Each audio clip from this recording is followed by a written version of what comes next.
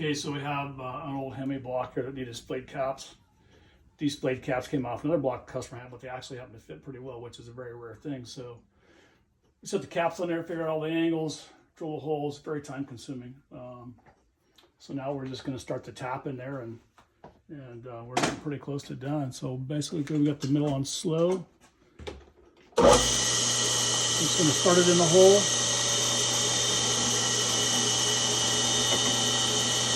Run for a minute. And we'll click it off. What that does,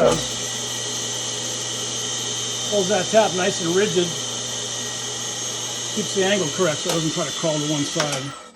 Typically not a big deal, but when you're trying to go on an angle like that, it is a big deal. So anyway, then I'll take the tap out of the mill when I get the last one done and do it by hand. So anyway. So what was your first step on this process? You obviously didn't start with a tap. I drilled it. Okay. Holes, yeah. And you touched them off first. What did you call that? Well, the first thing I did is I put the cap on there, figured out the angles, put an end mill in the mill, flatted this surface. Okay. So I had something straight and flat on the same angle for the drill bit to start into. And then we put a transfer punch in the hole, tapped it, ran the drill bit in a little bit, and we took everything back off, all the caps back off, and came back and then touched it off at the end. So why is it important to flatten that off before you start the drilling process? Because the drill bit will crawl off the outside. Okay. So we actually use I got too much shit on my bench here, but we use a drill sleeve too. So we set the cap on there and we put the drill sleeve in so the drill bit can't crawl. And we've previously flatted this and center punched it. So in theory, your hole is going to be correct when you're done, and it turns out pretty nice. Just very time consuming. If you want to use the backyard model and do it with a hand drill, you can do that, but it doesn't turn out very nice. So I've seen some come through that didn't get done right, and they're pain. So anyway, it is what it is. Just takes time.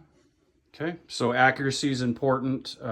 Making sure that these are sleeved and done right, so they bolt up nice and tight. Then what happens? Where does it go from here? Send it off to my buddy to get it line board and line honed. Okay. It'll be back in a couple of weeks, and then we're going to sonic test the cylinder. It's going to be a stroker deal with a supercharger on it. So the cranks are gone to Velasco to get ground to the correct size. 392 crankshafts will be modified to go in as 331.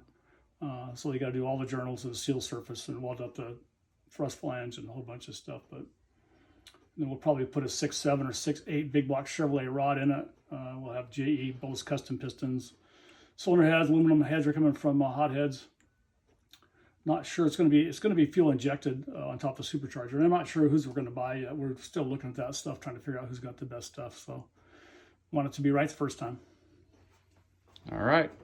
Thank you.